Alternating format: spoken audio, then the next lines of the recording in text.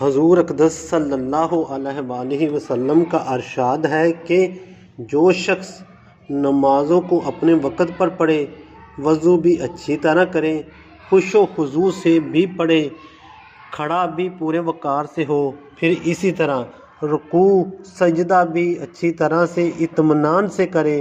غرض ہر چیز کو اچھی طرح ادا کرے تو وہ نماز نہایت روشن چمکدار بن کر جاتی ہے اور نمازی کو دعا دیتی ہے کہ اللہ رب العزت تیری بھی ایسے ہی حفاظت کرے جیسے تو نے میری حفاظت کی۔ اور جو شخص نماز کو بری طرح پڑھے، وقت کو بھی ٹال دے، وضو بھی اچھی طرح نہ کرے، رکوع سجدہ بھی اچھی طرح نہ کرے، تو وہ نماز بری صورت سیاہ رنگ میں بد دعا دیتی ہوئی جاتی ہے کہ اللہ رب العزت تجھے بھی ایسے ہی برباد کرے جیسے تو نے مجھے کیا۔ اس کے بعد وہ پرانے کپڑے کی طرح سے لپیٹ کر نمازی کے منہ پر مار دی جاتی ہے۔ خوش نصیب ہیں وہ لوگ جو نماز کو اچھی طرح پڑھیں کہ اللہ کی اہم ترین عبادت ان کے لیے دعا کرتی ہے، لیکن عام سے جیسے نماز پڑھی جاتی ہے، رکوع کیا تو وہیں سے سجدے میں چلے گئے، سجدے سے اٹھے تو سر اٹھانے بھی نہ پائے تھے کہ فوراً کوے کی سی ٹھونک ماری دوسری بار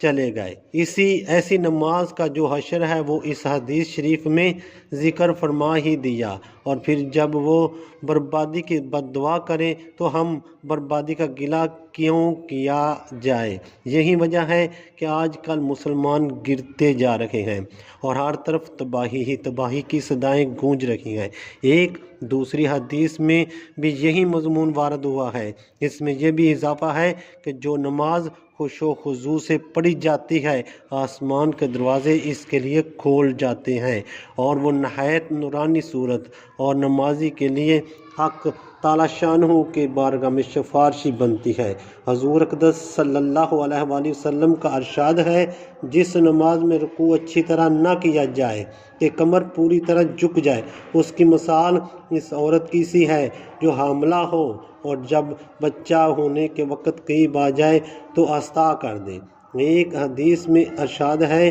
کہ بہت سے روزے دار ایسے ہیں جن کو روزے سے بجز بھوکا اور پیاسا رہنے کے کوئی حاصل نہیں، اور بہت سے شب بیدار ایسے ہیں جن کو جاگنے کے علاوہ کوئی چیز نہیں ملتی۔ حضرت عائشہ رضی اللہ عنہ فرماتی ہیں کہ میں نے حضور اقدس صلی اللہ علیہ وآلہ وسلم سے سنا کہ جو قیامت کے دن پانچوں نمازی ایسی لے کر حاضر ہو کہ ان کے اوقات کی بھی حفاظت کرتا رہا ہو اور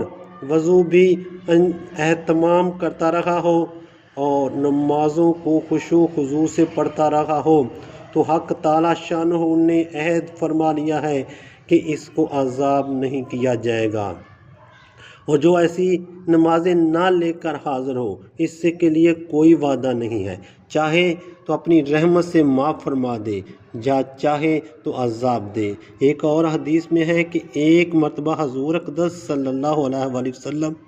صحابہ کرام کے پاس تشریف لائے اور ارشاد فرمایا، تمہیں معلوم بھی ہے کہ اللہ جل شانہ نے کیا فرمایا ہے؟ صحابہ رضوان اللہ اجمعین نے عرض کیا، اللہ اور اس کا رسول صلی اللہ علیہ وسلم ہی جانتے ہیں۔ حضور صلی اللہ علیہ وآلہ وسلم نے اہتمام کی وجہ سے 3 مرتبہ یہی دریافت فرمایا اور صحابہ کرام یہی جواب دیتے رہے۔ اس کے بعد ارشاد ہوا کہ حق تعالی شانہ اپنی عزت اور اپنی بڑائی کی قسم کھا کر فرماتے ہیں کہ جو شخص ان نمازوں کو اوقات کی پابندی کے ساتھ پڑھتا رہے گا، میں اس کو جنت میں داخل کروں گا، اور جو پابندی نہ کرے گا تو میرا دل چاہے گا رحمت سے بخش دوں گا ورنہ عذاب دوں گا۔ اللہ رب العزت 5 وقت کا نمازی بنائے اور اللہ رب العزت عمل کی توفیق عطا فرمائے۔ وما علینا الا البلاغ المبین۔